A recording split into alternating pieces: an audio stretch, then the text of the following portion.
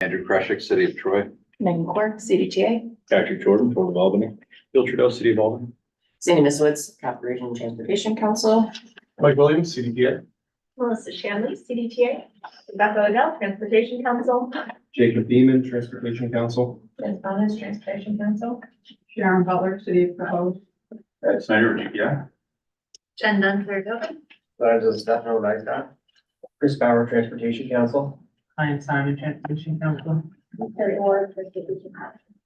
And I'll just run through the folks participating virtually. We have Stephen Maples from the Transportation Council, Amy Lolick. If you could put your affiliation in the chat, that would be helpful. Andrew Tracy from the council, Brent Meredith from Albany County, Chris Kate from McFarland Johnson, Jamie O'Neill from the town of Malta, Jeff Pangburn, Creighton Manning, Caitlin Rapier from town of Colony, Laura Robertson, town of Niskuna, Lisa Raimondo from Albany County, Teresa LaSalle from the council, Tom Houlihan from the city of Rensselaer, Tim Lane from the Village of Fernandez, and Virginia Bott from Rensselaer County. Did I miss anyone online? Thanks for your visitors issues. Anybody's time? No one pre-registered to speak. All right, sure, we're moving on. In motion, is that you, Sandy? Are you gonna? This actually will be Jen Sapanis, so I'm gonna turn it right over to her for the presentation. Jen, do you want me to talk through or do you want me Yeah, if to? you want to Okay. like, that's fine. Can everyone hear me from now? I'll get up.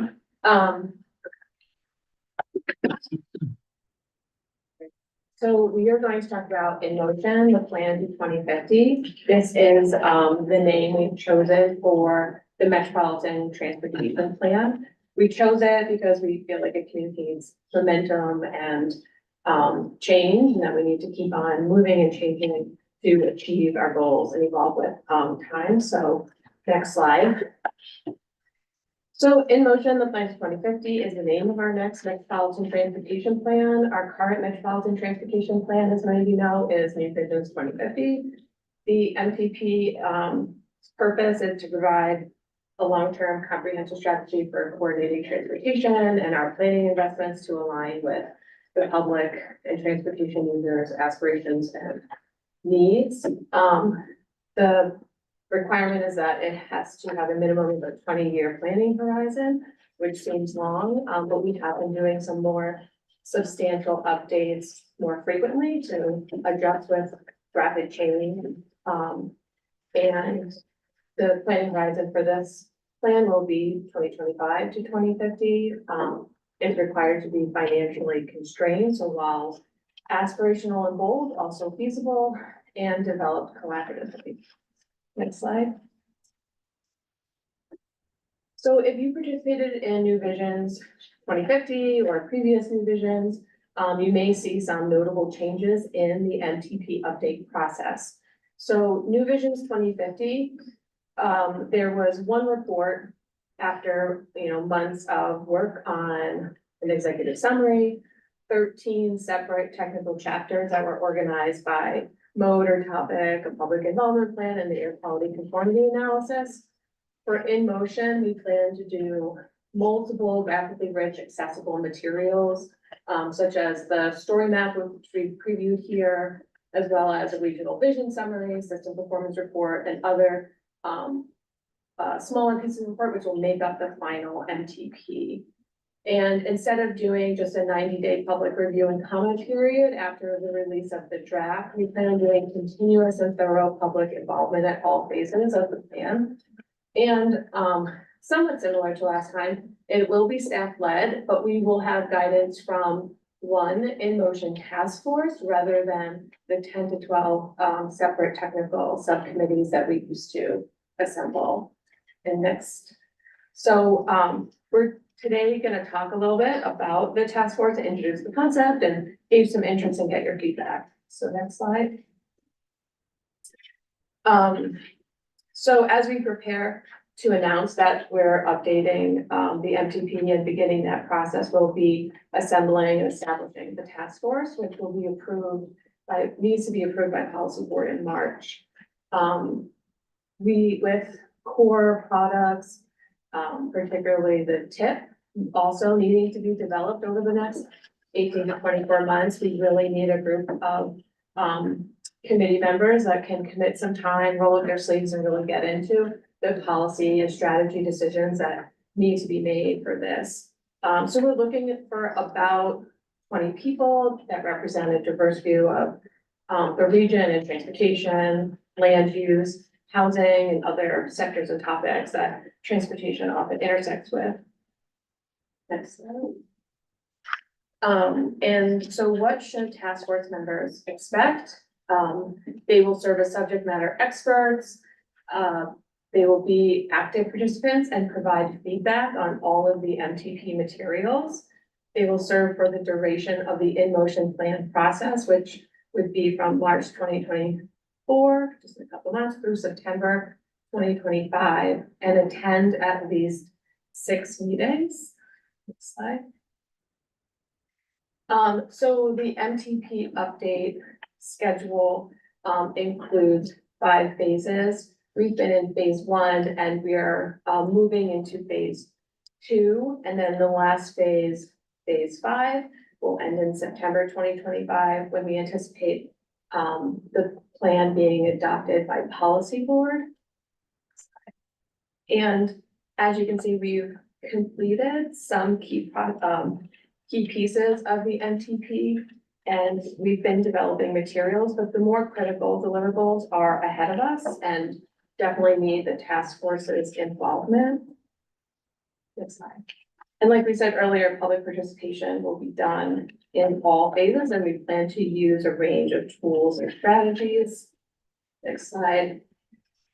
So just to go through each of the phases, phase 1 is data collection, and this included adopting the congestion management process and the coordinated plan last month, developing the regional story map, which we've been doing in partnership with the Capital District Regional Planning Commission, and it's ready to be released to the public.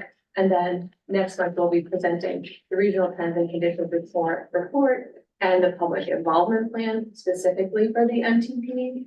Next slide. So we haven't needed task force involvement. However, as we go into phase 2, which is the inform phase, we plan to launch the website, promote a survey to the public, begin working on funding projections and needs, and develop the MTP goals based on public and stakeholder engagement. Next slide. So we anticipate the first task force meeting being in April, where we'll discuss and the task force will guide the development of those MTP goals to present to planning committee in May, and ask for them to recommend for approval by policy board in June. Slide. And then phase 3, which is the imagine phase, includes developing the regional vision and a preliminary illustrative project list. Next slide. So the task force would meet again in July and present a draft regional vision and project list to planning committee in August to recommend for approval by policy board in September. Next slide. Phase 4 is the decision-making phase.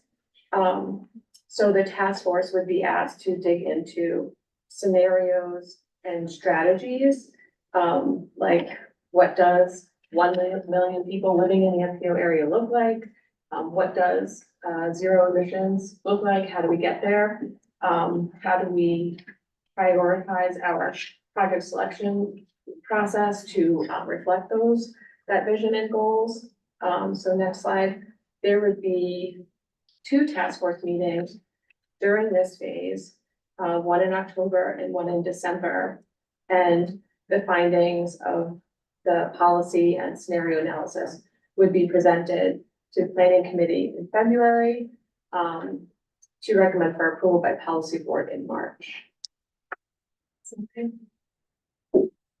So the final phase, phase 5, is the review and adoption of the in-motion plan. So during this time, staff with assistance from the task force would be drafting and assembling the final plan. Next slide. Again, to present to planning committee in May 2025 to recommend for approval by policy board in June 2025. And then meet again in July to really review any kind of input and feedback we've received from the public. And then assemble that final plan to present to planning committee in August to recommend to policy board for approval in September. So are there any questions about the process? 20 people, Jen, how are you reaching out to, I mean, how are you trying to get this? Yeah. diverse group of people?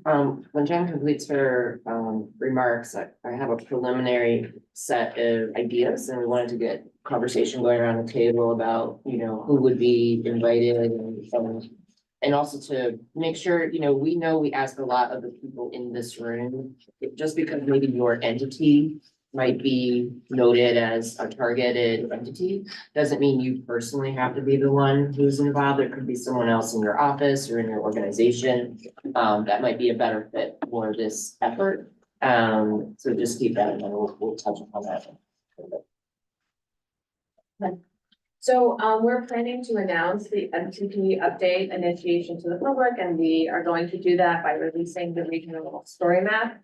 So I know we've reviewed the story map before. It's been updated and completed, and we can share this link with everybody. But the story map is really a collection of data that tells a story of where we've been and maybe where we're going. And then next slide. Just to kind of touch on what we've seen so far from data. I don't think any of this is surprising. A lot of these are issues that we've discussed here over the last couple of years. But, changing workplaces, the increase in work from home, we've seen a growth in work from home. I think it's 3 times the number of people working from home now than were pre-pandemic. There are increasing concerns about the affordability of housing, economic inequality. Of course, we have aging infrastructure and vulnerabilities there, an aging population, and concerning traffic safety trends. And, even though a lot of people are, if you can click again, ditching their commute, we haven't made as much of a dent in the regional VMT as I think we would expect to see with so many people working from home. So kind of digging into that and seeing, how people's transportation needs change and how can we maybe adapt and evolve to address them will be important. And of course, a warmer, wetter climate, which we've all seen the effects of last year. So, I think that's it. So yeah, our next step is we're moving into the informed stage, and we really look forward to getting some feedback and some interest in our task force. And if you, have some interest in participating, and Sandy, I don't know if you want to talk about the makeup of the task force. Yeah, oops, I think I have to do that. We'll get to the right slide, sorry about that. There it is. So potential invitees. So we were trying to keep this group manageable, but yet have a good representation of the region. So our initial thinking is we have one individual representing each of the 4 counties. Obviously someone or something, it could be multiple people from each entity, but someone from NISDOT, someone from CDTA and CDRPC. In terms of our 8 cities, we were thinking 4 or 5 cities, maybe a mix of sizes of the cities, but at least 1 per county. Town of Colony, by virtue of its size, perhaps would have a role. Maybe 4 additional town and villages, because again, mix of sizes, making sure we have geographic representation there. And then we were thinking of other partners that have a role in transportation that could be a resource for this effort. The Department of Public Health, we've been working with a lot on traffic safety and a number of public health concerns related to transportation. The Economic Development Community, you may be aware that the Capital Region Economic Development Council just updated their strategic plan for the next 5 years. So we were thinking someone from the Economic Development Community or maybe CEG. At least one of our university partners, RPI and UPWP, both have strong programs now in community planning and transportation. So perhaps They would be a valued resource. And then for the airport, the port and the thruway, you would all have a role, as needed. And I know for you folks, you may not want to be here every day, but you may want to be. So we would leave that, opportunity available for you folks. Because you guys have an insight, certainly on, travel and tourism, certainly on economic development, in these areas that some of the other municipal experts might not be as familiar with. So that's our initial thinking. Obviously, there's a ton more people we could include, but again, to keep this manageable, this is our initial thinking. We'll have stakeholder group or other opportunities for like nonprofit groups to be involved through the public process. So I don't want you to think that that this group would be in any way limiting opportunities for the general public to be more involved, but we needed a basically a steering committee for the effort and to really put, again, some time and attention. Originally, our original thought a few months ago was just to use the planning committee itself for this role, but then we came to realize we're gonna be asking so much of you guys over this next year and a half with the tip, and the tip can overwhelm these meetings, that we're gonna need a group of folks to have eyeballs on, some of the detailed information that we just are not gonna have time to run through with this group on a monthly basis. So that's our initial thinking. Any thoughts, anybody missing that you would say and really should reconsider, including an entity or a topic area? So what our plan is we'll reach out to these entities, starting with many of you in the next month, to see whether, you yourself or someone from your entity would be the representative on the task force. And hopefully when we come back, in February, if not by the plant policy board in March, we'll actually have a list of names to sort of be appointed to this, task force. And because it's a task force, it won't be open to the public in the sense of like, we won't be broadcasting the meetings and that kind of thing. We'll obviously be doing meeting notes and that sort of thing, but it would allow us to, again, serve the role of really steering the overall project. And for some of you in the room that are new and may not have participated in our prior long-range plan updates, I mean, this is one of our core required documents as an MPO. And the purpose of that plan really is to set the policy for the region on how we're investing these federal transportation funds that come in. And it really just outlines those principles, actions and strategies that we hope to use to make improvement on the transportation system. So it's kind of like our master plan for the organization and for the region.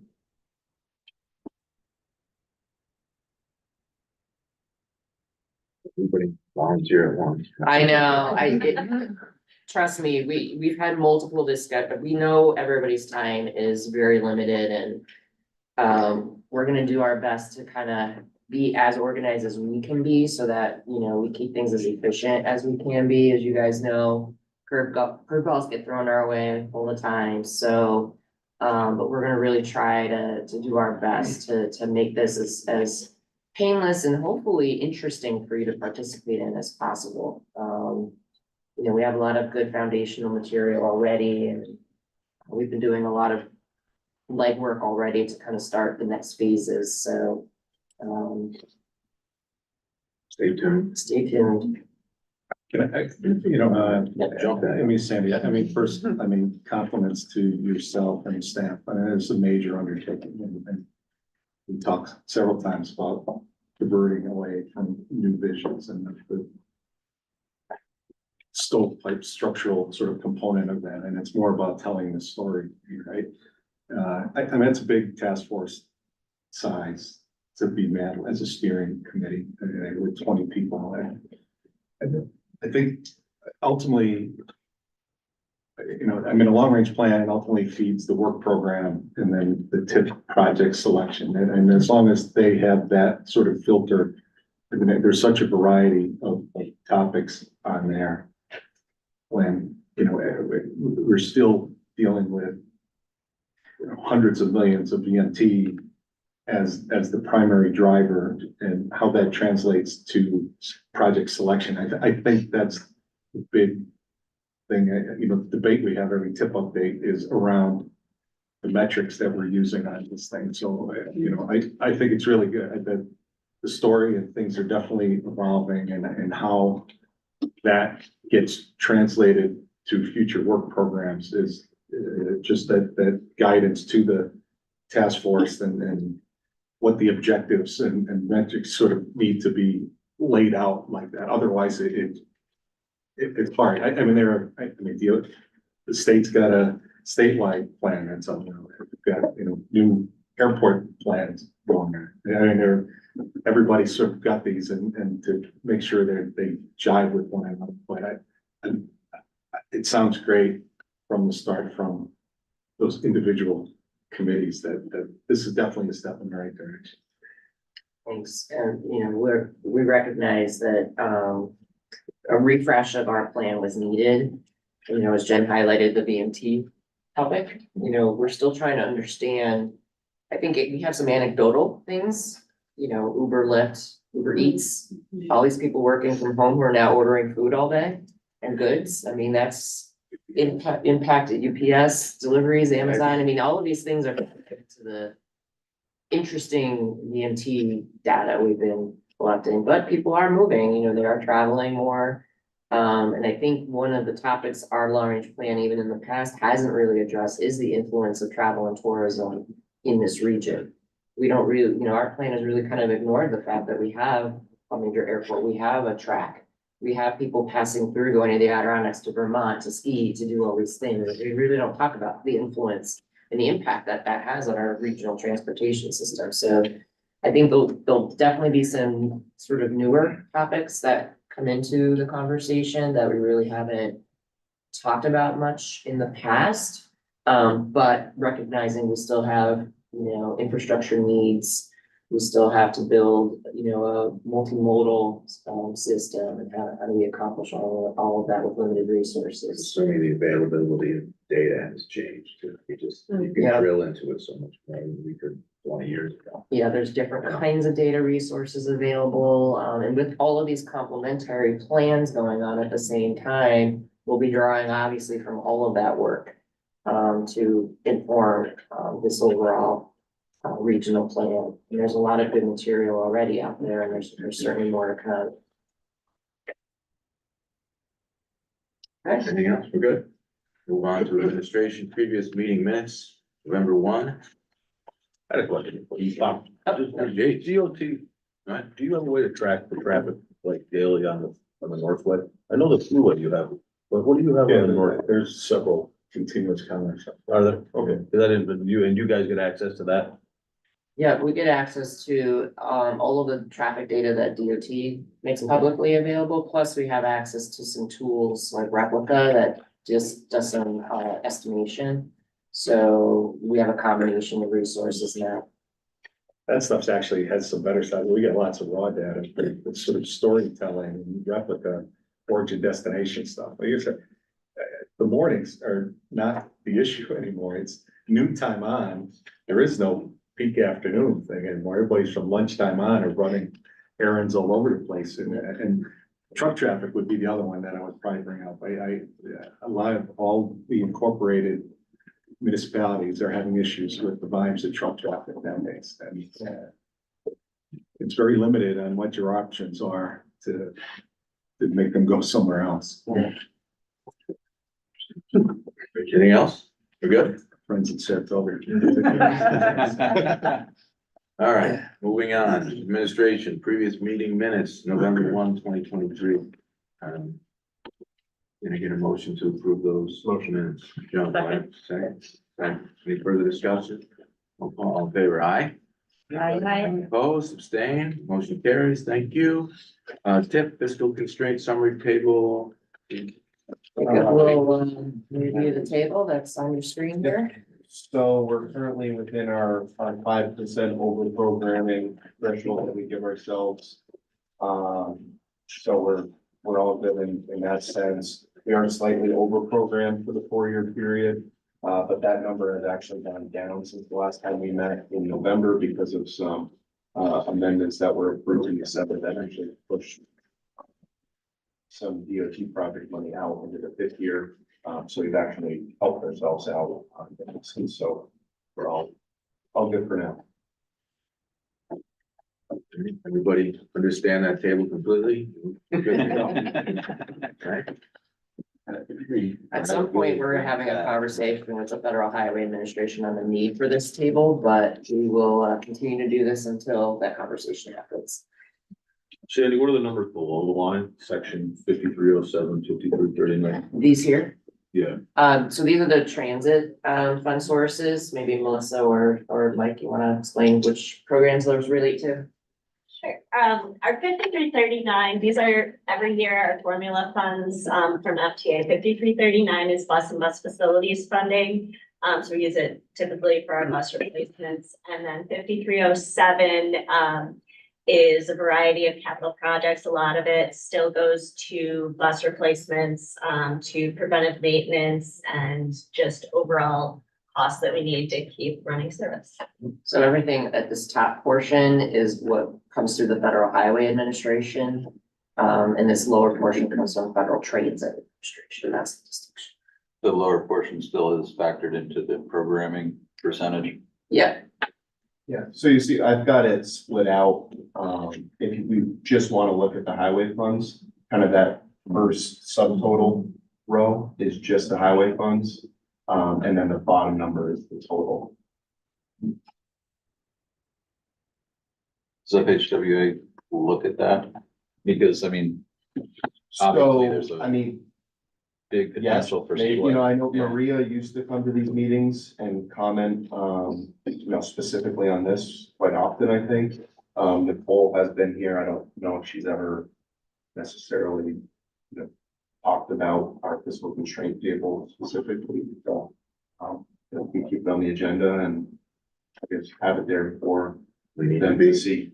fiscal constraint. Right? yeah, I mean, we have to demonstrate fiscal constraint on our program, and this was the tool that was developed 5-10 years ago. I don't know how long we've had it now, but it seems, as you probably have noticed, frankly, it's a little bit of a shell game. You know, we just changed the budget target and magically the numbers went right. So, the value of it as presented, I don't know. And that's part of why we want to have a conversation with the federal highway folks and the FDA folks about what are we really trying to get at when we talk about fiscal constraint. Spend more than you have. Right, and how is that determined when, we're only, other than what's legislated by law, which really is limited to the SDP large urban funds and the carbon reduction fund specific to the urbanized area. Everything else is sort of sub-allocated by DOT in the federal highway side through the FPO program. But there's other resources at the state level that, again, we've seen it many times here that federal funds drop in our hands. So, it's what is this really meaning for us here in this room? I think this might be more meaningful at the statewide level to show fiscal constraint, but I don't know if it's really meaningful at the NPO level, but we'll see. I appreciate the breakout because it changes the way you look at the numbers. Was that saying that then the CDTA has available to them an additional 14.73 of unprogrammed funding? You go all the way to the right. What's that number right there? 14.7? Yeah. That's what's unprogrammed by CDTA? So I think the difference though is with the CDTA money is that we use like a projection at the beginning of our tip update. And then April, you guys come to us and say, actually, that's not the number we have this much. And I think in April, we'll usually do like a big CDTA tip amendment that kind of reconfigures everything. So, I mean, yes, that is what it's showing, but on the other hand, that's not real money in the future years. So they're kind of only dealing with a year by year basis. So the enormity of the over programming isn't real. That's under. It's under. That's under programmed. Yeah. Mark, do you have a question? Yeah, just since this is a shell game using fake numbers, does it rise to the level of bringing it to the board or is it an administrative function? That's why Check we, it out. we show it because before you folks take actions on the tip amendments, we wanna make sure that the group has an understanding of where we're at fiscally. Because when we have a larger number of amendments or dollar value amendments, you know, this data changes, right?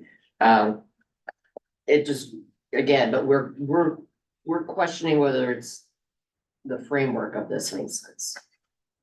Yeah, I mean, I would say, I think the benefit is, you know, if you look all the way to like the bottom right of our highway money, we're 294,000 over program.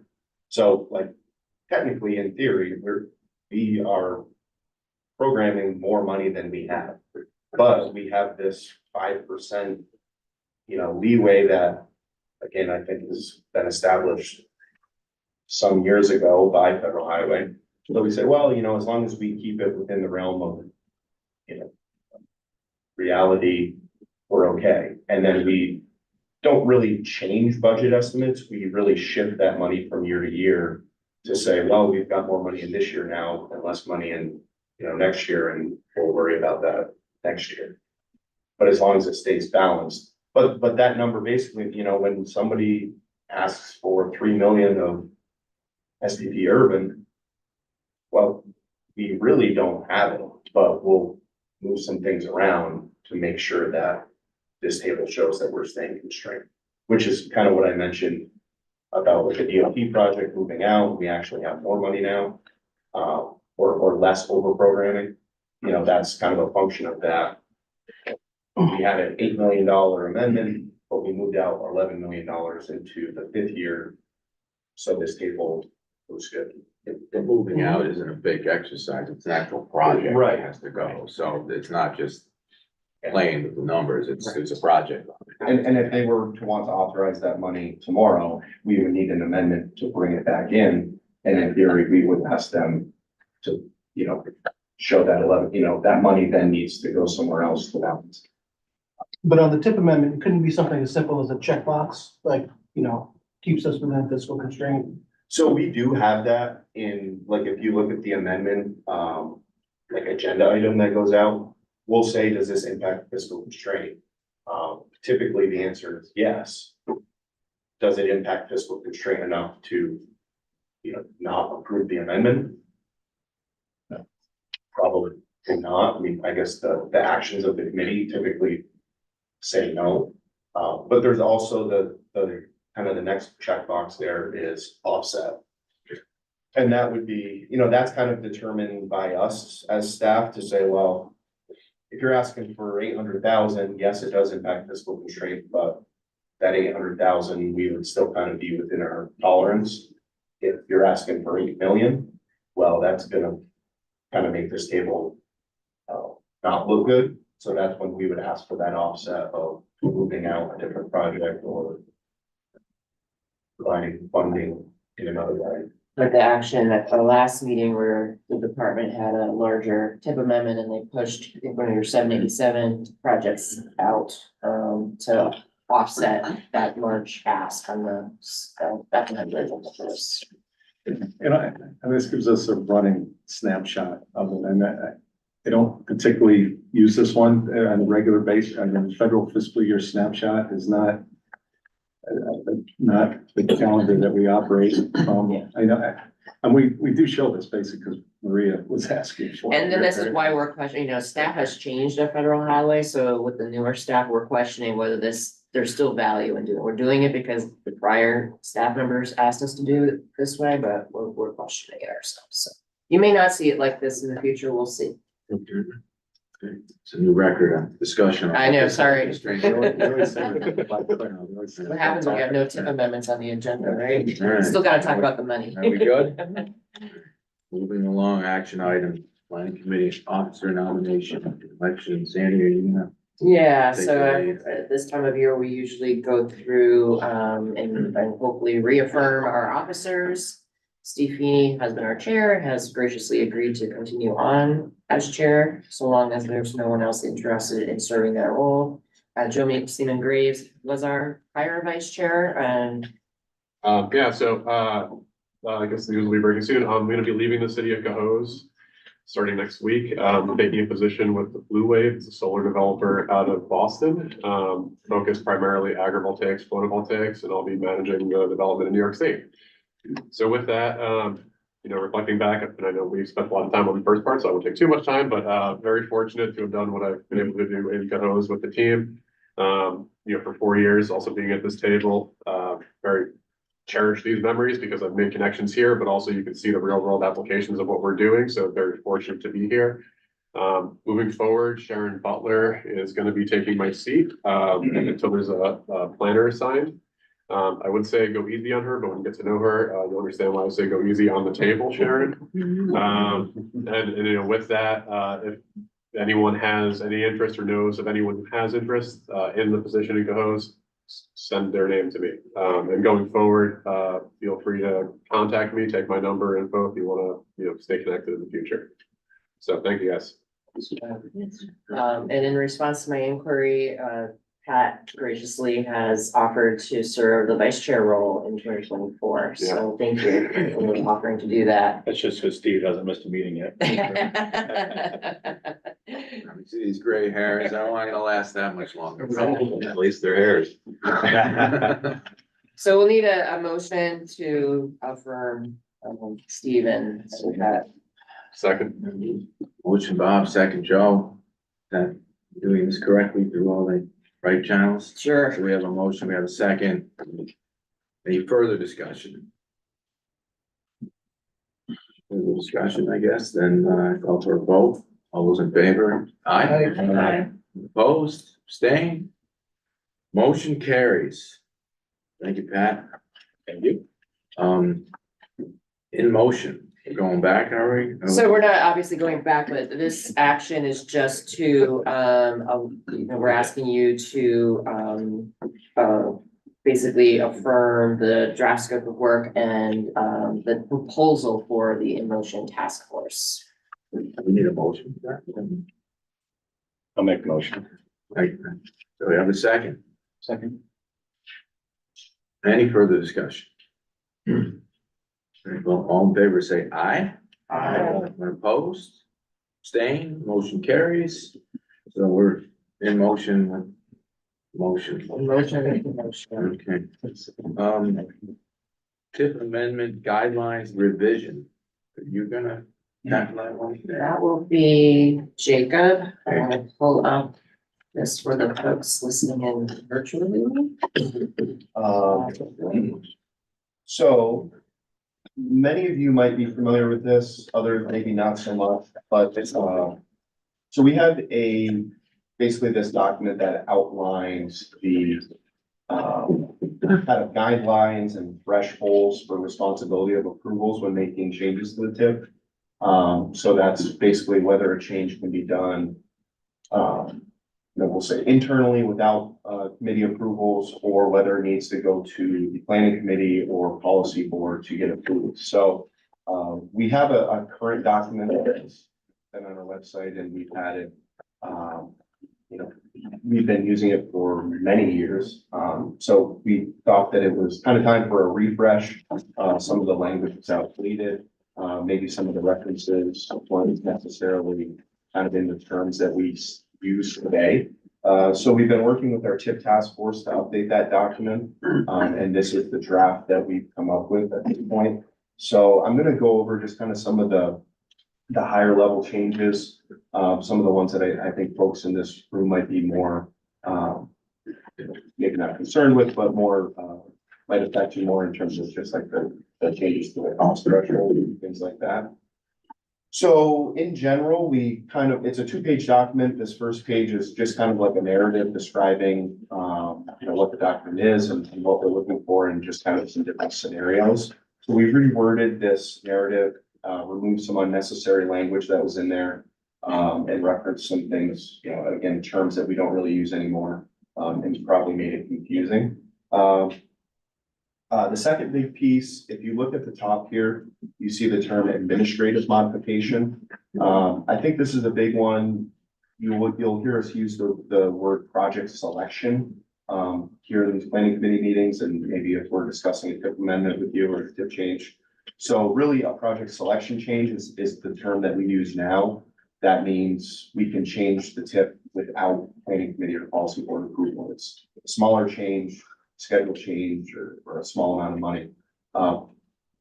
That's the word or the term that we've always used, but really everywhere else, other MPOs and in FHWA language, the term is administrative modification. So that's one that, you know, we're just changing the language and, you know, if this is all approved, administrative modification is going to be a term that you're probably going to be hearing more. So again, that's just kind of some language changing and that means projects that don't, or changes that don't need planning committee approval. We've also switched or added the term minor and major amendment to go along with planning committee and policy board amendments. Just kind of an additional way to maybe classify things. If we can say, you know, this is a major amendment, meaning that it needs policy board approval. Next, I'm just gonna go down into the cost changes because I think that's one that, you know, I think a lot of people are interested. A lot of times, you know, that's the reason for the TIP amendments. So we actually didn't change, outright change the levels for these. But what we did do is remove, there was kind of like a percentage threshold that was, that went along with all of these. And that was removed. So now, the thresholds for cost changes are purely dollar amounts. And then also, if you see that 2A cost change less than or equal to 500,000, that actually wasn't a line item previously, I guess to demonstrate the administrative modification or project selection. It was just kind of implied that if you didn't meet planning committee level in cost for a cost increase, then it went to project selection. But so I guess the new one that we're proposing would be any cost change less than or equal to $500,000 is an administrative modification. So that change can be done without bringing the change to the planning committee. The footnote there is that that's a cumulative 500,000. So say the project needs $350,000 to get designed on. So we add the 350 through project or through admin modification. And then, you know, some months later, a year later, the sponsor comes to us and says, hey, I need 350,000 to get right of way going. Well, that's brings us over the cumulative $500,000 threshold. So at that point, we would actually need to bring that to planning committee. So that's an important footnote to know, but really, no, for other smaller changes, that cost level is now $500,000 flat, where previously it was a function of the total cost. And really the minimum amount that you could be coming to the planning committee for was $251,000. So it's actually made it, you know, a little bit easier to make a change to the project for smaller costs. The second level would be a cost change over 500,000 and less than 3 million. That would be an amendment that comes to the planning committee only. And then changes over $3 million will be going to the policy board. So those are the cost changes. We also kept the other line in each different category because we found out very quickly, I thought at least in the cost change, there should be no cost that falls in between the cracks, but ultimately we found one of the ways. So there's always another line to make sure that we catch any gray areas. In the scope change category, the main change is that we actually split out minor and major scope changes. In the current guidelines, there's just one line that says significant scope change, and the footnote isn't very helpful. Doesn't really, doesn't really tell us much on what a significant scope change is. So here we added footnotes that are really saying a minor scope change would be basically clarifying project limits, or features that are added, or features that were in the original project application. So a minor scope change could be done through administrative modification. We wouldn't be planning committee approval. A major scope change would be adding features that weren't included, in the original project application, or wholesale changes to project limits, right? We're bringing this project another half mile down the road now, something like that. And then actually in scope changes, the others, we actually kind of just reorganized that, so the same line items exist maybe in other places in our current guidelines, but they just kind of fit better in the scope change category. And then for fund source changes, the only real change there is that we changed some language. There was references to Title I and Title III federal fund sources, which, you know, we did a little bit of research and those terms just aren't used anymore, but ultimately the reference was to FTA funds versus federal highway funds. So we redid that language. I guess the other one there would be 4D, changes between FTA fund sources. That previously was planning committee approval. We decided after some discussion to bring that to an administrative modification because that's ultimately CDTA money. And oftentimes they need to kind of shift funds between projects. And, you know, if that helps them do that, without bringing it to the planning committee, it can help them meet some deadlines that they're typically under. Schedule change, no changes to that category. Basically, if you're moving a schedule within the first 4 years of the TIP, that can be done without committee approval. If anything is going into or out of the 5th year, we need to have an amendment for that, and that's always been the case. So that's kind of a quick overview. Not a lot of changes, but ultimately we think that the changes that are being proposed here are actually, you know, beneficial to sponsors. It's gonna help meet tight deadlines. There's a little more flexibility in getting things done without coming to the committee. But we still think that, you know, projects of a certain magnitude are coming here and then to the policy board as well when needed. So happy to answer any questions about this. If anybody has any. Thank you, Jake. So this goes to policy we just recommend this to policy. Yes, and staff wanted to thank all the folks who have spent time on the TIP task force working through, updating this information. And I think it'll be helpful in the long run for smoothing things out, making things more understandable, particularly to newer folks around the table. Any questions for Jacob? Yes, we're looking for a motion to recommend these changes to the policy board. Correct. Make a motion. No second. Any second was Andrew. Any further discussion? All those in favor, aye? Aye. Anyone opposed? Abstained? Motion carries. Thank you, Jacob. Draft public participation plan for public review. Yes, so we are in the process of updating our public participation plan. This again is one of our federally required documents. The unique feature of this document is in law, we have to do a 45-day public review period, which is why we're bringing it to the table today.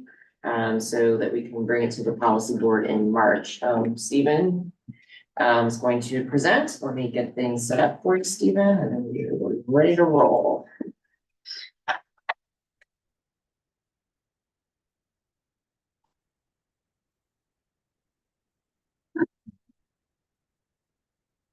Okay. All right, so I'm gonna try to make this as quick as I can possibly make it. It's a big document, so we'll go through pretty quickly. So first, what is the public participation plan? As Cindy mentioned, it's a federally mandated document that talks about how we're going to do public outreach and engagement, how we're going to interact with the public. Who is the public? It's everybody basically who has any kind of interest in our region.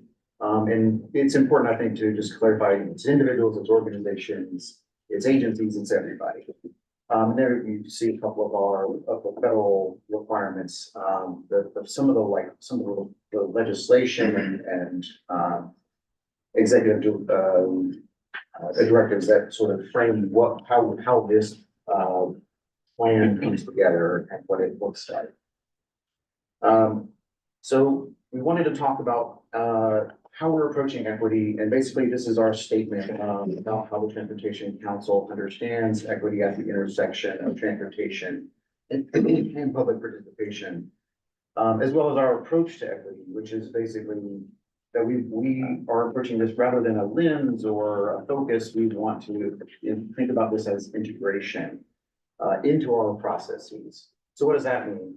So on the next slide, we'll this is the questions that we're asking, who's missing from the conversation that are not part of that public outreach. What methods of communication will be effective at reaching those folks? How do we make sure that those voices are shaping decision-making, things of that nature? So then we move on to our goals. What are we trying to achieve with this public participation plan? So very briefly, these can sort of be summarized. Continuous, we think that public participation should be happening throughout the process. Thorough, we should be reaching the broadest possible audience as we can. Inclusive, we should be reaching those people who are typically not reached. And effective, we should be evaluating what we're doing and how effective it is. And how will we achieve those public participation goals? What we're proposing is that for each of those documents that you see listed, that we understand as our core documents, the things that are required of us, that will create a public involvement plan. This is an activity-specific plan, one that will be associated with each of those documents that you see listed there, that will basically just walk through how we plan to achieve those 4 goals. And we will that'll also be part of the community transportation linkage program. Will be reflected to meet those goals, but sort of in a different method. So how does that work? So this is just a quick example. I'm not going to go through all of them, how we do all of the goals, but just to sort of give you an idea.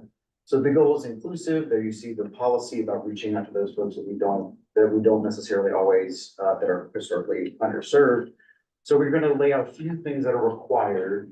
We've got to do these things.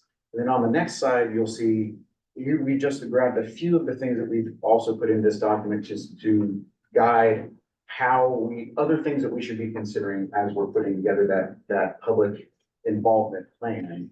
What are these things that can help go beyond the required and get into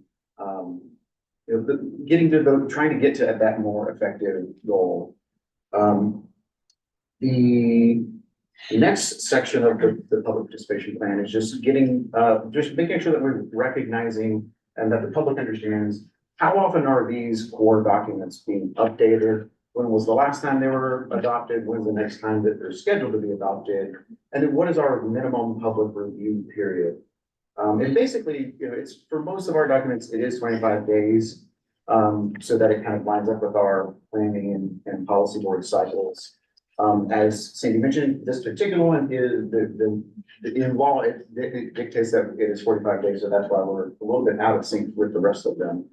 But all of that will be reflected there.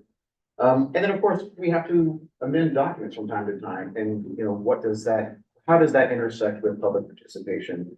So using the sort of framework that Jacob was just sort of mentioning, basically the only real change here, the administrative modifications that will mean that there is notification that comes to this body or the policy board. And as it relates to public participation, and amendments, since they're a little bit larger, will be coming before this body and the policy board. Typically, as you can see, 25 days, they'll be available for public comment of whatever the amendments are. As you can see with the TIP, because of the nature of the TIP, we're proposing 7 days for those minor amendments, since they are, typically more time sensitive and don't necessarily, they don't rise to the level of major amendment. So basically kind of keeping those things, the public comment period in line with the size of the. So how does the public, interact with the Transportation Council? As you can see there at the top, these are the methods that we use to reach out to the public. I think most of y'all have seen a lot of those things. If you haven't signed up for our newsletter, I encourage you to do so. And then when it comes to meetings, we've decided that we wanted to bring some standardization to our practices. For this body and the policy board, you won't notice anything different because this is sort of the standard that we're moving to. The change is really in our advisory committees that we kind of had a variety of practices.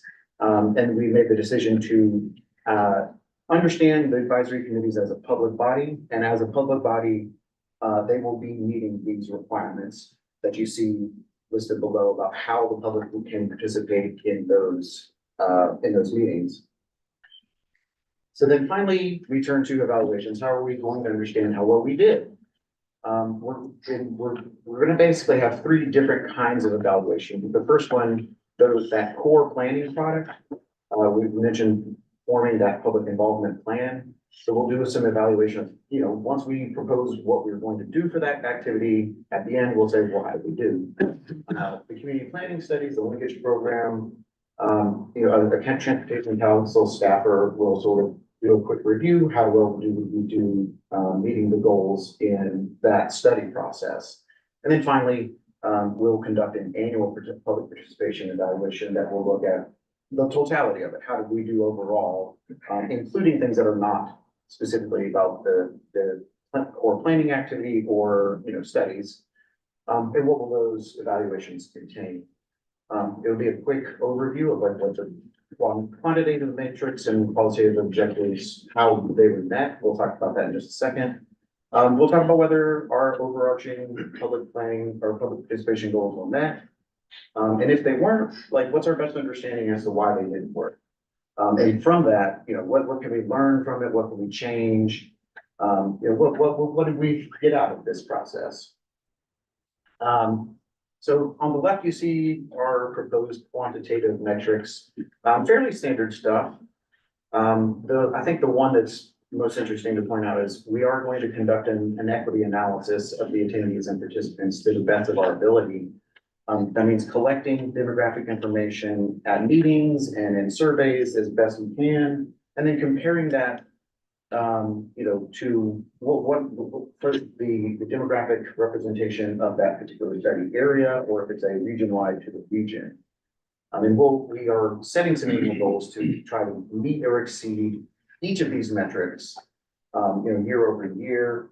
Obviously, that's going to be somewhat shaped by, if we're doing the MTP, we're going to have a lot more engagement than we are on years that we don't. So we're trying to understand, be fair to ourselves, but also, try to be as progressive as we can with this. And then we'll also get to the qualitative objectives, which, as we all know, quantitative metrics are bedrock, but sometimes they don't capture. There are some things that are not well captured in quantitative metrics. So we came up with a few qualitative objectives that we will include in our evaluations that you see there. That we'll just talk about what kind of evidence do we have to suggest that we are achieving those objectives, not achieving those objectives, and why. And that's basically all I have. So if you have any questions, I'm happy to answer them. Thank you, Stephen. Any questions about public participation? It's always been tough, right, to get people to, some of this stuff, maybe this time around won't be as Yeah, I think what we're dry. trying to do is, especially with some of the initiatives we have going on, like the MTP and the Vision Zero Safety Action Plan is try to reach a broader cross-section of the region. As you guys know, you sit in this room every month and it can be a little dry. So, we're gonna try to, certainly make things more engaging, and things like the regional story map for the long range plan, less wordy, more visuals. But more importantly, how we're reaching out to the public. Everything changed, as you all know, as a result of COVID in terms of how we're communicating with the public. The days of calling everybody into a room and having a big workshop, those are fewer and further between. It's a lot more online engagement, going to, smaller group meetings, these kinds of things. But we definitely want to assess who's in the room and who are we not hearing from. Because sometimes, we get tunnel vision to, the folks that we hear from the most. So we want to make sure we're hearing it from as many people as we can. And so the action, the motion we need is Once to, again, recommending, release this for public review okay, so we don't recommend it. and recommend to the Policy, policy board. do Yep. they release it for public, or is this? We're releasing it for public review, but also recommending the policy board approve it pending the.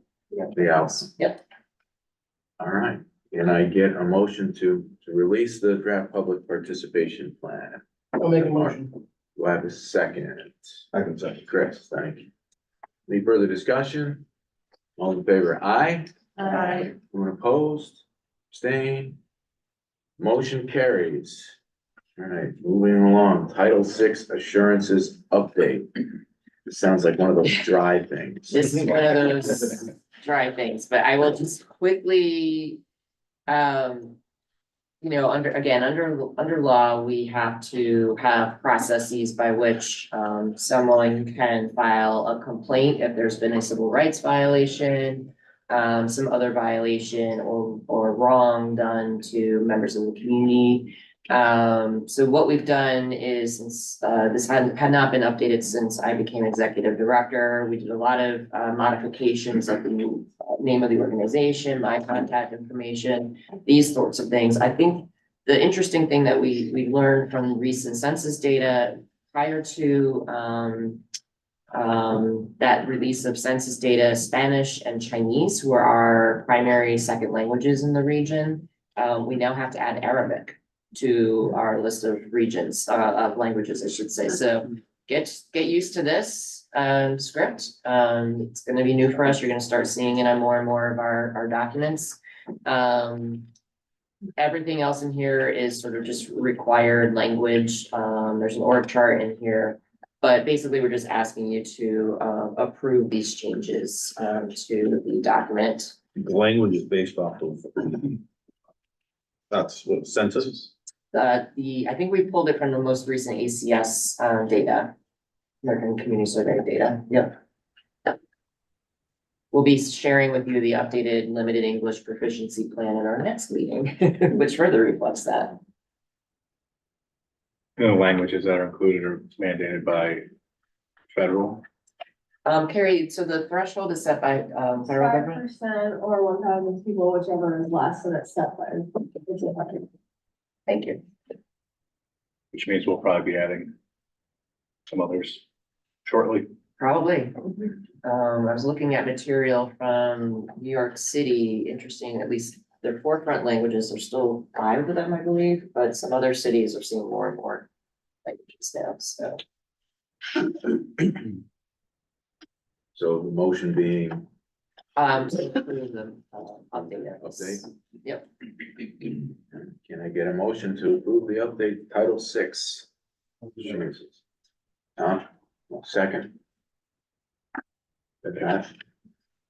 Further discussion, all those in favor, aye? Opposed, abstained? All right, moving right along, regional truck parking study, another release for public review. I'll stand up here, so I'm not standing behind the pole. So we don't have a formal presentation for this. We presented the findings and recommendations of the regional truck parking study to this group back in August of 2023. But today we're here to release the draft report for 25-day public review. But I'll just hit a couple of highlights about the topic. So, the study was about overnight truck parking, not about curb management, not about truck routing, just in case anybody forgot about that. But the availability of safe and convenient overnight truck parking has been a hot topic at all levels, nationally through the enactment of Jason's Law, at regionally, and it's been the #1 topic of concern for our Freight Advisory Committee. And at the state level, through the bipartisan infrastructure law, the state is required now to assess truck parking in their update of their state freight transportation plan, which is another one of those plans that's being developed now that we're coordinating. So all this kind of timing was really good. It was a data-driven analysis. We didn't just look at supply and demand. We also looked at, what are the underlying impacts that are affecting truck parking and availability of truck parking. Just gonna hit a couple of the very high level key highlights.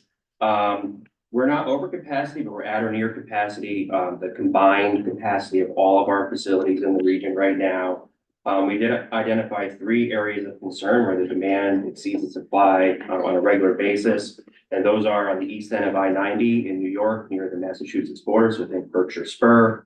The I-87 Northway corridor at the north end of the region, so think, Wilton and north of there, Duns Falls.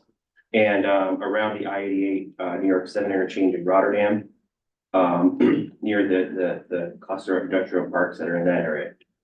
Another interesting fact that I think is important for this group to know, and maybe if you took one thing from this study, is that 1 in 4 trucks that park overnight in our region make a stop in our region or in a county that's adjacent to our region as their next stop. So what does that mean? Well, that means about 25% of the problem, if you will, is something that we own, not necessarily we, the Transportation Council, or one particular entity, not DOT or the Thruway Authority, but collectively it's public and private solutions that are going to help us address that.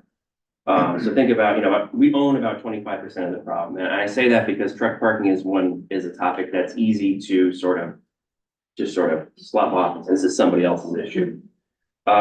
Study recommendations, so they include private and public solutions to strategically expand parking capacities. That's not, hey, let's expand capacity everywhere. This should be, strategic.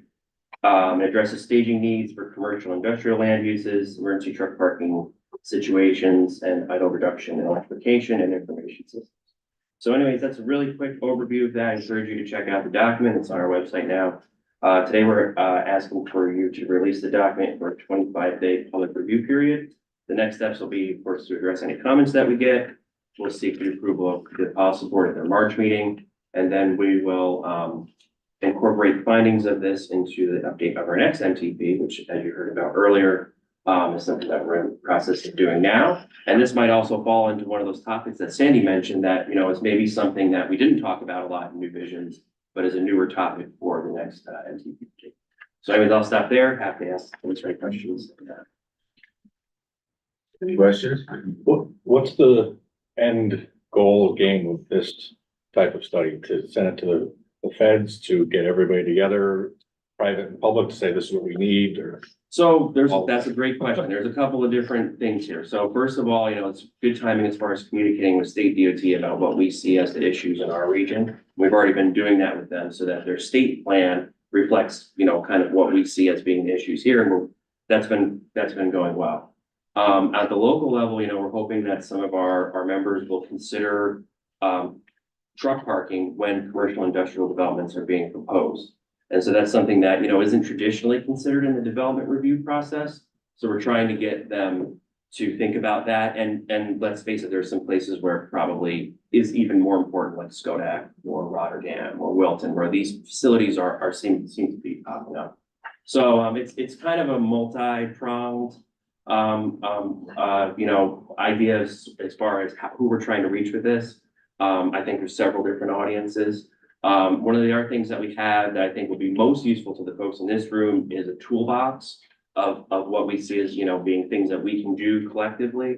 And that'll also help the local state into account, these truck parking issues with commercial. But the numbers that you got, are utilizing are private and public, right? So like the pilots are in there and. Yeah. Okay. Yeah. So we purchased data for all of the large truck parking facilities from ATRI, American Transportation Research Institute, who has the best data on truck parking. And we worked with them to analyze, the trucks that were not only just like stopping at pilots. So we were able to get like a huge point cloud of many hundreds of thousands of truck parking points. We sort of skimmed off all the folks who were just stopping for gas, and focused in on the folks who were stopping for a specific amount of time. I forgot the number of hours or more. And then we looked at, we were able to, with that data, see where they were stopping next. So that would give us information about, is this a truck that's just like, coming from Cleveland, then it's on its way to Boston and it stopped here? Or is this a truck that stopped here in our region because it's making a delivery, in Schenectady? Okay. Do we use this type of information, Sandy, for like our own advocacy or individual, I'll just take an example, you say like the Skodak rest area. If I live around the corner, it doesn't make any sense to me. There's no bathrooms, there's no real overnight. Do we put ourselves in position to say to DOT through this is what we think you should do, or do we just say, here's the report, you use it as you see fit? Yeah, I was gonna say something, yeah. Well, it's a combination of things. As part of the outreach process, we're gonna try to get this in the hands of the areas that are most, impacted, as Chris noted, Rotterdam, Skodak, a few others, to make sure we're getting feedback from those folks. Secondly, get the attention of not only the local government folks, but state DOT and the Thruway, as partners in, okay, we've identified these issues, what are some potential solutions? We've got some ideas in the report. And then hopefully, at that point, it becomes their kind of responsibility as the operators or the owners to, implement either local policies, like maybe their zoning needs some adjustments, like you can't build a pilot without these features, right? Or, we hear a lot about the electrification issue, making sure even on the Thruway, new rest areas may or may not have been built with adequate facilities for trucks, right? So that's what we're hoping to do. It's partly educational, partly putting some concepts on the table, but ultimately, in terms of the NPO role, we're feeding this information to decision makers, and they're the folks who we hope will take the ball and run with it. Yeah. You want to add anything, Chris? I just thought, because look, like Bob knows every issue that's here, so it doesn't do any good for us to say, hey, Bob, you think, of course, he says, well, yeah, I was there yesterday, I know it.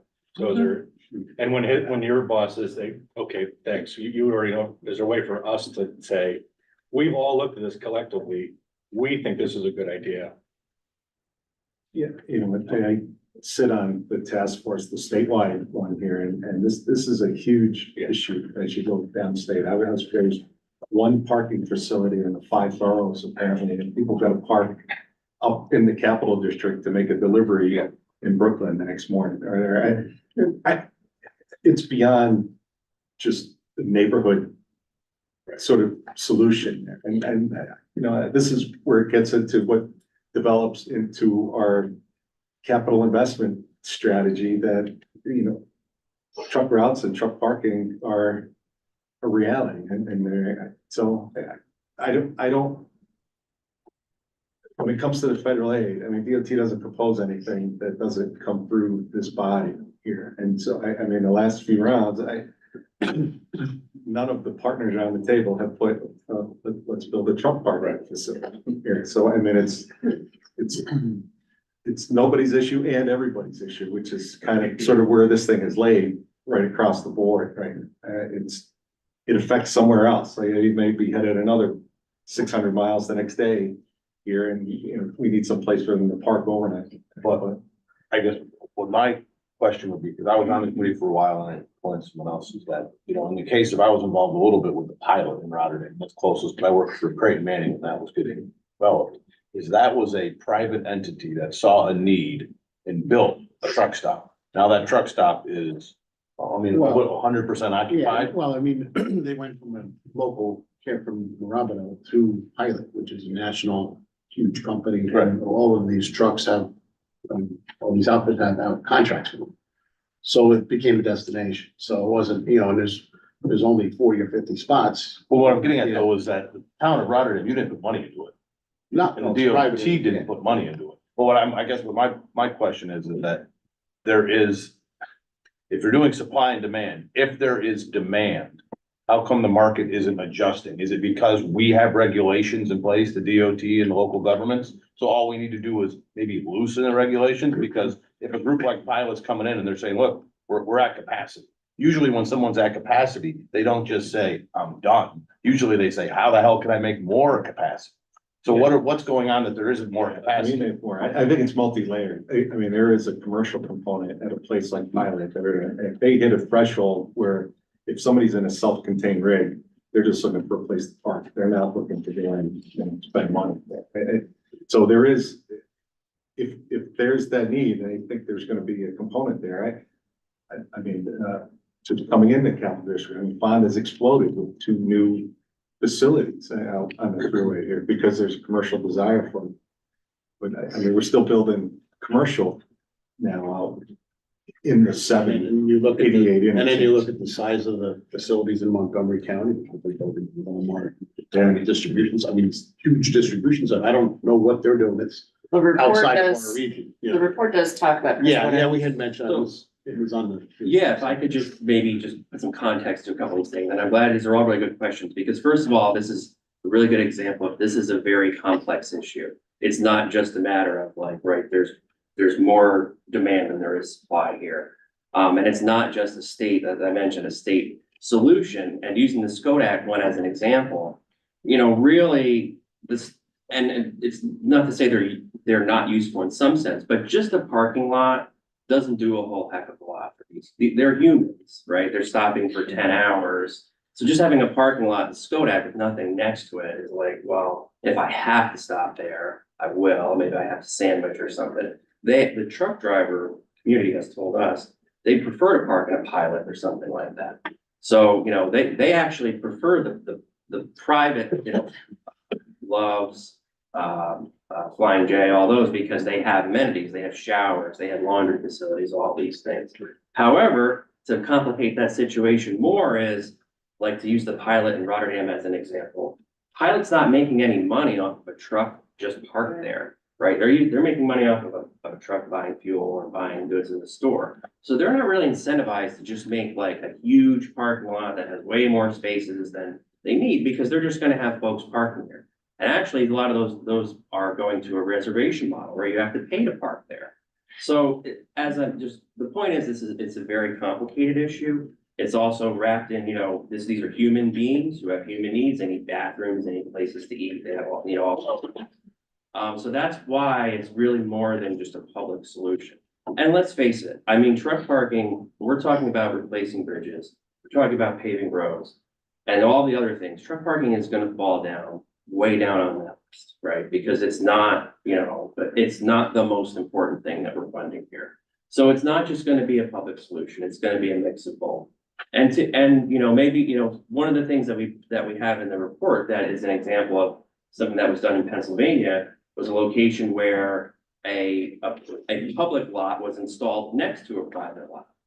With an agreement with the private company that, hey, you know, we're gonna park trucks here, but they're gonna use your facility too, and everyone kind of won. So, you know, it's complicated. There's not really one easy solution that we can just say, you know, do this. But it's more of, hey, you know, let's say we have an opportunity, like, for example, we're redoing throughway stops. Unfortunately, that's being done right now. But if we have that opportunity, you know, 10, 20 years from now, let's use that opportunity to think about truck parking, to think about, you know, can we put in a bathroom on the truck parking side of the facility? And things like that to make it more desirable and kind of chip away at some of these issues. So I don't think there's one kind of like key project. I think this is, you know, something that we all maybe can just take a little bite of as we go on. Glad you gave that example of the public-private cooperative agreement, because it seems that this lends itself to that, the model, for the public element to identify areas and then encourage private development of that with some sort of subsidy or profit share. I mean, if we can do it for rest areas, you know, for restaurants, et cetera, it seems that this lends itself to a similar model, especially with the information that the state might have as to areas where it's needed. Right. Well, I think in the statewide discussion, it's important. The public's not the greatest at building the bathrooms and maintaining them and the things like that, but piggybacking additional supplemental parking area around the Pilot or the other places like that, so they could still use the facility if they wanted to there, but they're not taking up the spot necessarily at the Pilot for however long that they're going to be there. But yeah, It was educational for me, just, I think from a local planning perspective and zoning perspective, just never really thinking before about, you know, the warehouse that's coming in, and the warehouse doesn't have an interest in, you know, providing the space for trucks to park, but, you know, they create the need And so they create the issue, but they don't wanna deal with, these guys lots of times, well, you can't be in here until 12 o'clock and you've gotta, and they're sitting on the side of the road because their destination doesn't want them there. And they don't provide any space for them. So, something to think about from a local land use perspective is when these proposals come in, it's like, okay, well, we know it's generating all this truck traffic. I know you don't wanna think about it, but, what are you doing with staging and are you allowing people in or do you provide amenities for truckers?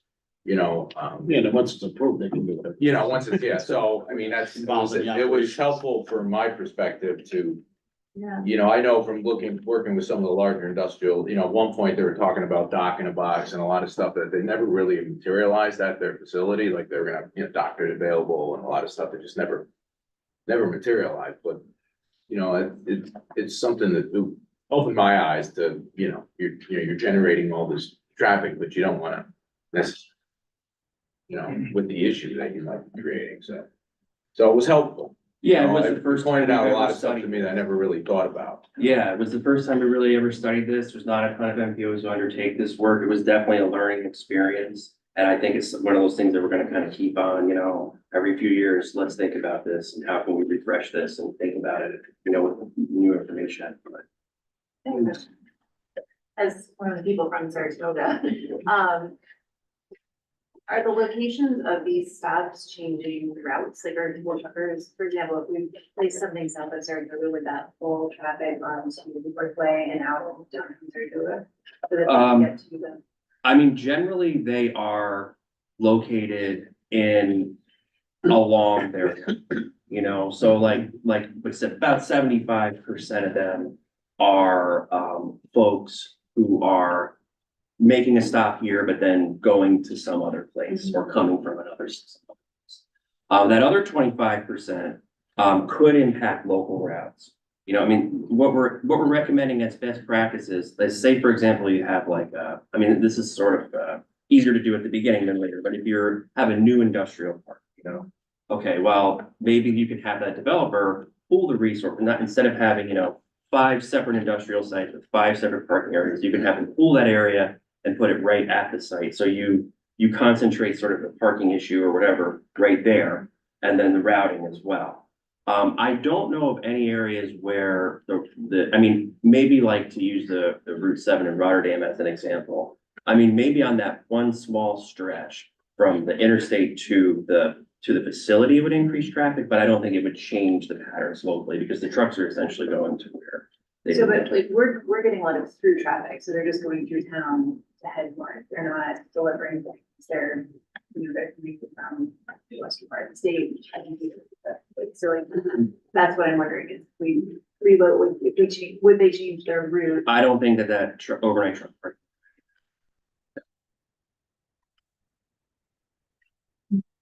All right, we good? So I think we need a motion to. To release this for public review, and I get a motion. And wait a second. Connor? Any further discussion? All those in favor, aye? Aye. Opposed? Abstain? Study is released for public review. Thank you. Discussion items. UPWP solicitation summary. Yep, so just briefly, we received 5 proposals for projects related to our solicitation or local planning activities. They're summarized in this table. Application received from Half Moon, Niskuna, Saratoga Springs, TAP, which is the Troy, I forget the acronym, but basically they do the housing in Troy and the village of Valley Falls. At this point, we're still evaluating all of the proposals. We have a number of follow-ups with each of the sponsors. There weren't any there's a lot of clarifications that are needed on all of these, quite frankly. So we'll bring these back to the committee for approval, whatever those recommendations are at the February meeting. But I just wanted to share that this was the results of the solicitation. Thank you, Sandy. Moving along, we're gonna discuss the advisory committee operations. Yes, so we, it was alluded to in the public participation plan discussion. I'm gonna walk through this quickly, and how we're proposing to deal with this. I don't have this on the agenda for action today because we want to bring, these concepts to each of the advisory committees for their input as well.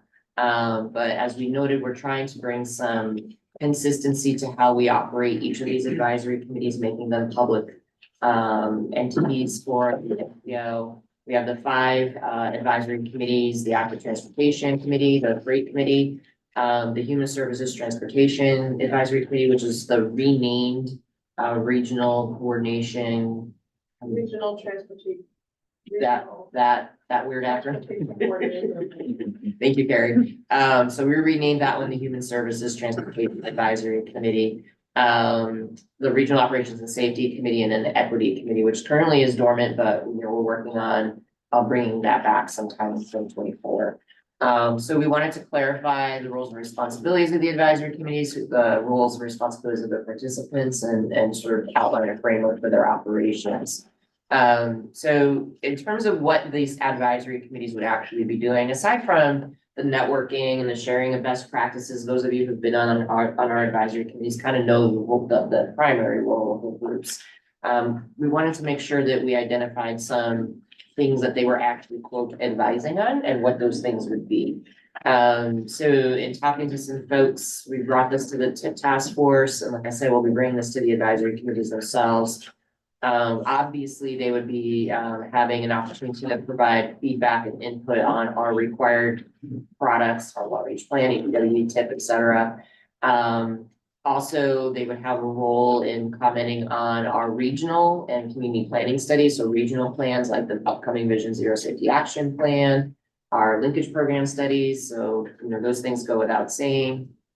When it comes to TIP projects, I think where we're settling on TIP projects is when a TIP project is proposed, that we assess the consistency of that project with the ideas and concepts identified in regional planning studies and other federally required products. So for example, let's say there's a proposal for a trail and it was identified in our trails plan, what is that intersection? Is that consistent, that trail proposal?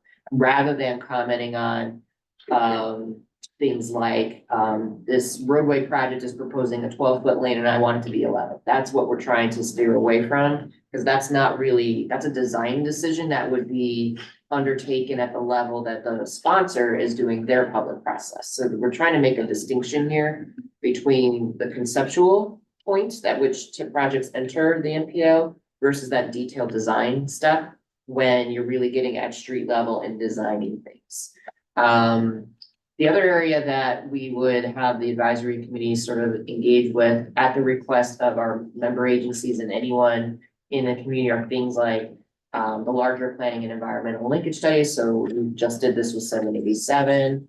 DOT came to advisory committee seeking input on specific aspects of that. So those kinds of studies, state master plans or state transportation plans. So like we're talking about the statewide freight plan, they'll likely come and have a presentation at the Freight Advisory Committee at some point if they haven't already.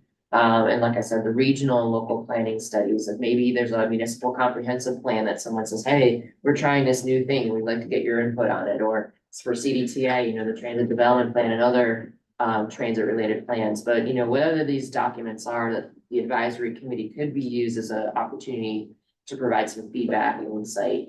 And then other things as they come up, we always want to leave the other possibility there. It would be at our discretion as staff, what would be presented at advisory committees. But what we also wanted to clarify is what advisory committees may not do. And make it very clear, because we've had some violations, some overeager members and participants who start using our logo, start using our name, representing themselves as council members. So obviously these are not decision-making bodies. And participants are not to identify themselves as such, not allowed to speak to the media, representing themselves as a member of an advisory committee because there are no members. Remember, these folks are not appointed. These are just folks that want to be engaged in the process. That's why we're referring to them moving forward as participants. They can't use our logos, letterhead, et cetera, without my express written permission. Coming back to the TIP projects, commenting on transportation plans or the design details of capital projects, representing themselves as a member of a council advisory committee. So, if a participant of an advisory committee wants to comment on a local project, that's their right as a citizen or resident or whatever their role is, but they're not to do it under our name. So make that very clear. And they're welcome to participate in the sponsors' public participation process, but they're not to do it using our. And also, we've had this problem in the past, that's why this one is here, our email contact list cannot be used to generate interest in lobbying, sharing petitions, these sorts of activities. That piece is also, unacceptable. So the meetings, as I said, there's no plan process, they're open to anybody who wants to participate. Each committee already has one planning committee member, on the contact list. I'm sure many of you are involved with these committees. Our staff is gonna continue to manage the meetings. We'll make sure everything's available a week prior to the meeting. Some of the changes, as alluded to, in the earlier presentations, we are gonna broadcast all of them live. We are gonna record them now. So that might be a change in terms of some of the frank conversations that might happen at a few of the advisory committees. That's also why we made a distinction between our advisory committees and some of our task forces, because we're not gonna be broadcasting task force conversations live. So TIP task force, in-motion task force will not, but these advisory committees will be. We're also adding an agenda item to each agenda, allowing for a comment period or an opportunity to speak. So folks may register and have a few minutes to speak about a topic of interest. They can call or email in advance. And then, of course, we'll make all the meeting dates available as early as we can. So, as I said, we're gonna share this framework with all of the advisory committees for review and comment. We'll bring a revised version hopefully back to you folks in February so you can act on it, and then we'll bring it to policy board in March. But any questions or concerns about the direction that's going? Yeah, so, yeah, just questions. So for the advisory committees, everyone who participates is a participant. But somebody who's a guest, are they also participants? There's really no, what we're trying to avoid, frankly, is having to go to a formal, we're gonna appoint members and have a structure and only these people are allowed to comment and that's that. Well, I only bring that up because I don't know if there's a distinction between public comments. If there's no appointed members and anybody can just be a participant. Well, so maybe I wasn't clear in how I presented that, but it's more to provide some structure to the agenda. So that it just doesn't become a free-for-all, like, we may have a participant show up with a particular issue that's not on the agenda, so we would just afford them a limited amount of time to speak to that topic, and then it stops. That's really what we're trying to have. Any other questions from Sam? All right, moving along. TIP project selection moves. We had 12 project selection moves since we last met in November. Most were just moving, schedule changes, moving phases into fiscal year 2024. We did have one change, adding about 1.2 million of state funding, purely state funding to a DOT project. And we had 5 changes, CDTA projects that we needed to change the pin on. So we made those changes as well.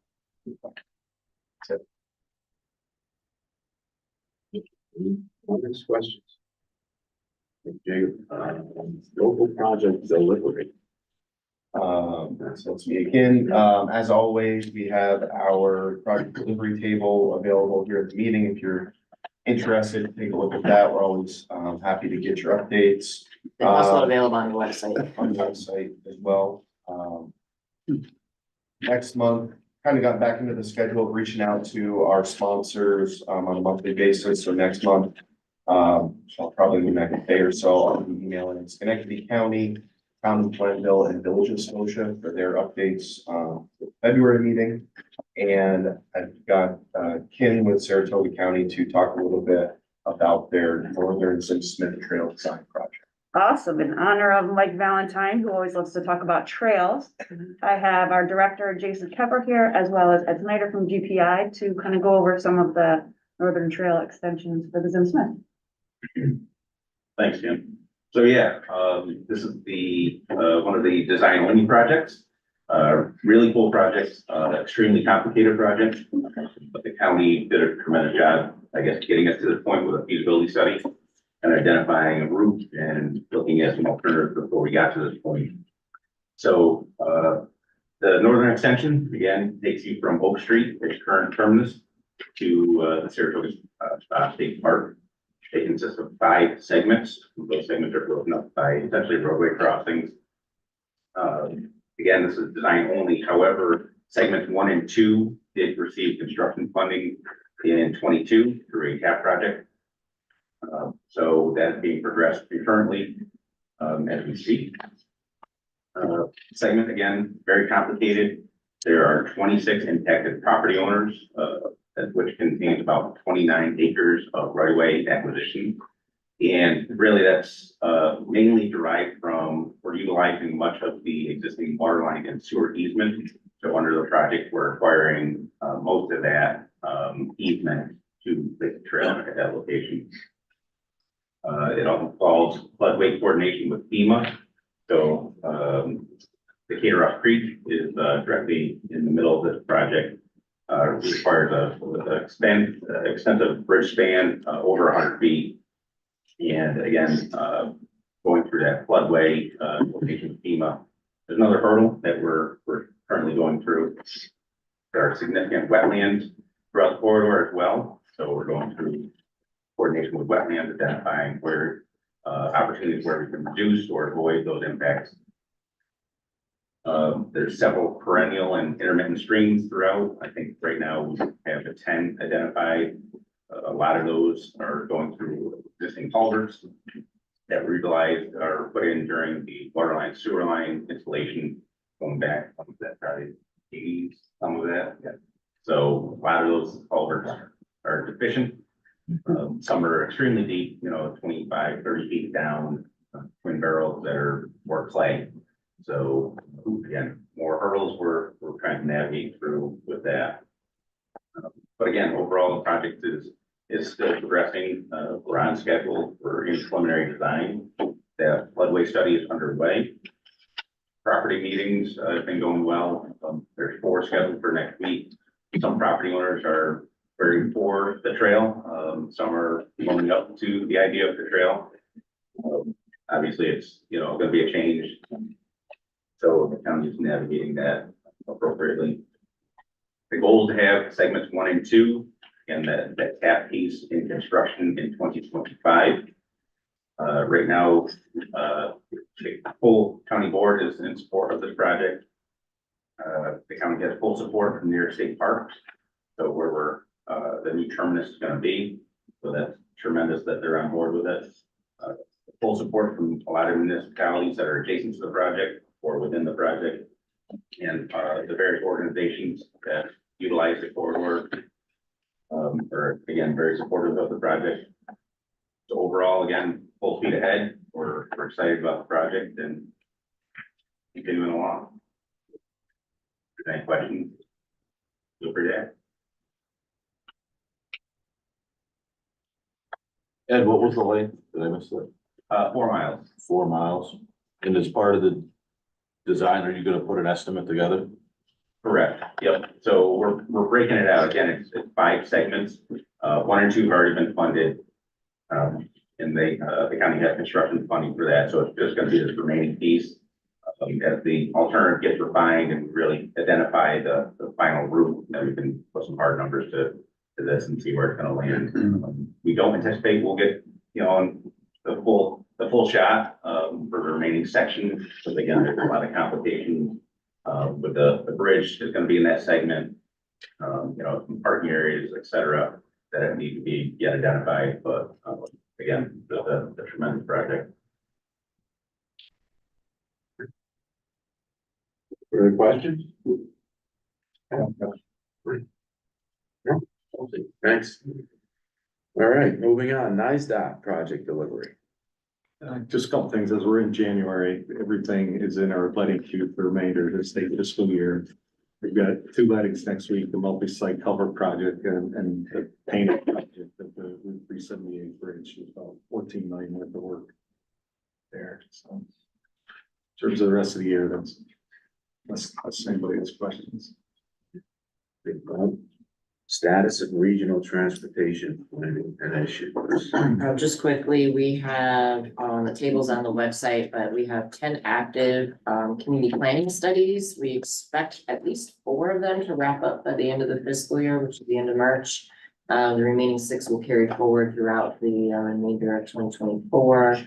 We're wrapping up, as you know, the truck parking study right now. We're also beginning to wrap up our Hoosick, town of Hoosick asset management plan work, which might be of interest to some of you who are interested in local, payment data collection. I'm hoping to have a presentation on that at a future meeting. I'll stop there.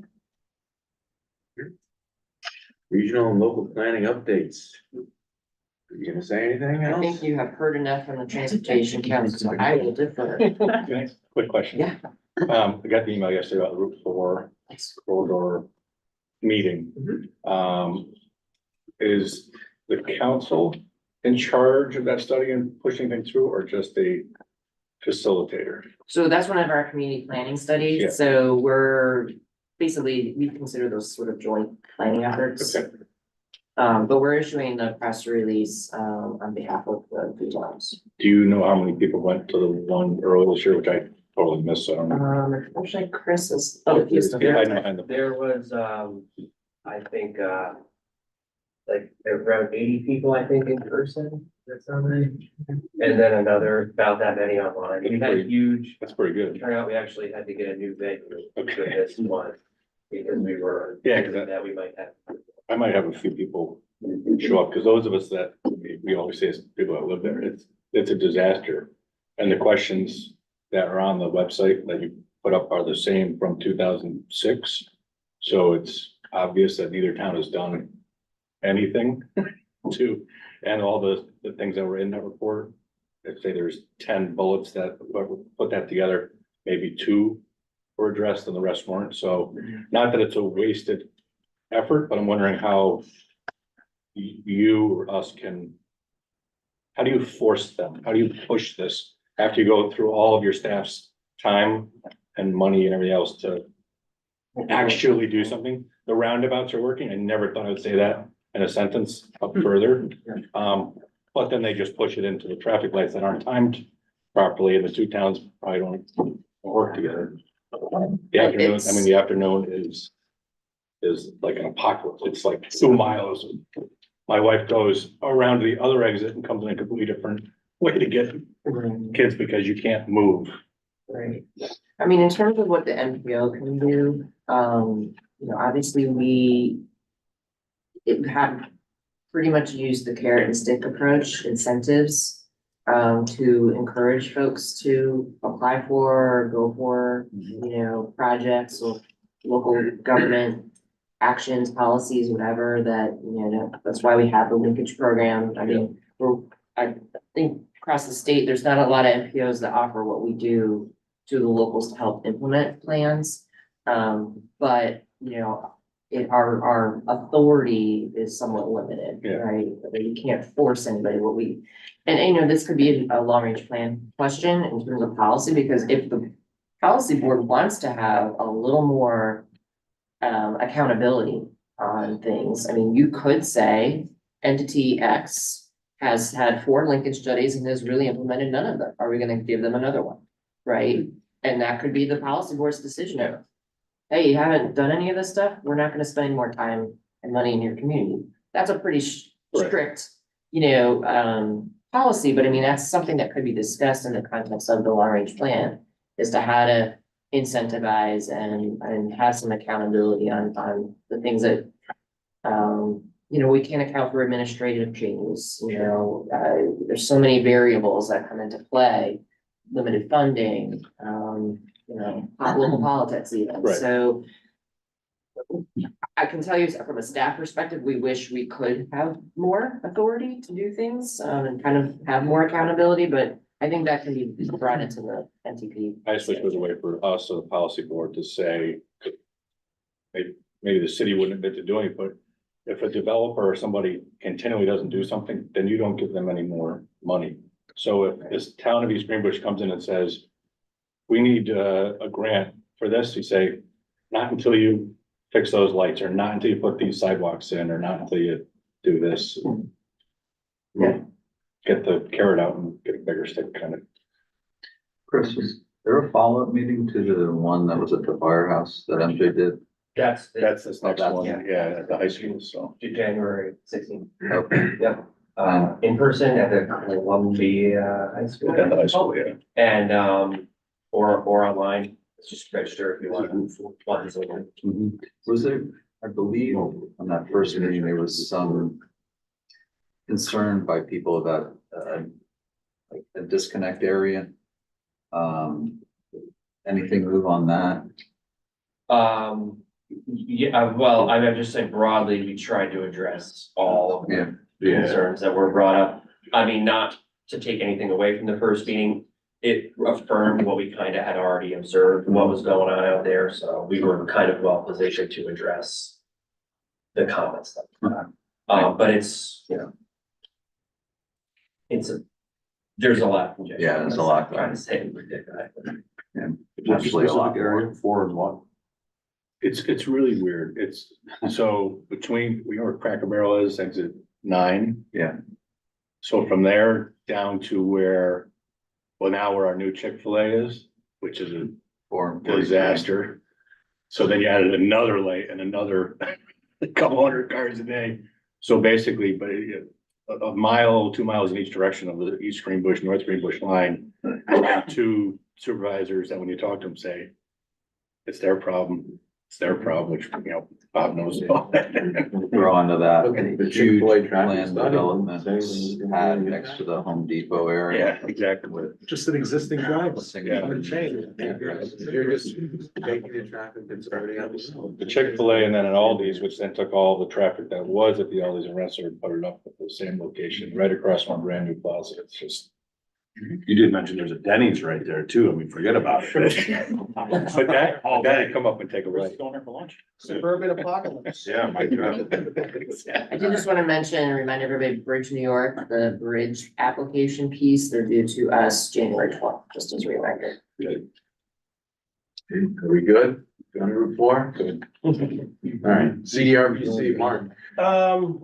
The next planning board meeting of the town of East Greenbush will feature Patrick Jordan lobbying hard against additional development. The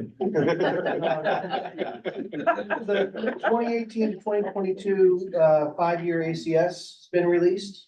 We're working diligently to update our capital region indicators website. So more info on that shortly. We continue to roll out our EPA-funded Climate Pollution Reduction Act grant program. Many people in this room have been engaged in a regional conversation concurrent with the development of a regional sort of climate resiliency plan. We also need to identify a potential significant project that would reduce greenhouse gas emissions for the region. That's a very competitive national sort of solicitation, so more to come on that. And we continue to work on our broadband open access network feasibility study work in preparation for the federal BEAD money coming out. So we'll continue to keep this board updated on that. Thanks. CDTA. I'm here. This will be my last planning committee meeting. I'm going to be leaving CDTA this month to join NYSERDA's clean transportation team. So Mike's going to be taking our seat here. Yeah, but just echo Joe, it's been great working with you all and hope our paths continue to cross. Just so everyone knows, Mike Williams, I recently took the position of Director of Planning at CDTA, which Russ Farrell used to have, so I will be the regular contact with CDTA at these meetings going forward. Thank you. Yeah. Nice done. You got anything else for us? Just quick, also the TAP CMAC applications also due next week. I believe we saw 29 draft applications. Sandy mentioned, the Bridge New York be here next week. The culverts are due at the end of the month to the DOT office, and I appreciate we had representatives from both two counties and towns to participate in the selection team, review team with us, so we appreciate that. Thank you, Bob. Two-way authority. They are not present today. Okay. Airport. Hunter has Ah, been that's left. representing- The board. Move out of here. Bill said I used myself on that. So I'm done. I have nothing else to add.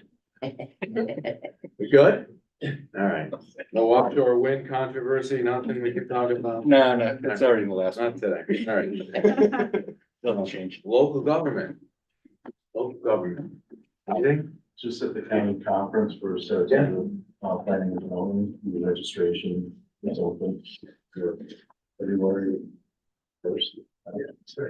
31st. January 31st, right? Steve, I wish I could document this if I knew it, but I think the Kings Road Bridge project is one of the oldest standing projects on the tip, because it had been on the tip for 6 years when I started, and that was 12 years ago now. So that project is starting in this month. There should be a plaque or something. Yeah. Yeah. Open spike, but that holding together, I heard you could put some asphalt. Almost got hit by multiple vehicles. At night flagging with my cell phone, trying to prevent vehicles from destroying themselves into a pothole on Kings Road Bridge. So that was very fun, but yeah, the bridge is. I'm sure you were lauded for your efforts. Oh, yeah. Everybody that drove by me not knowing what I was doing. Yeah. All right, upcoming meetings, we can read, we can all read, right? Active transportation, you got regional operations and safety, regional transportation coordination committee, freight advisory, policy. All right. Anything else? Do we have a motion to adjourn? Move, second. Who that was out there? All in favor, aye. Bye. They got-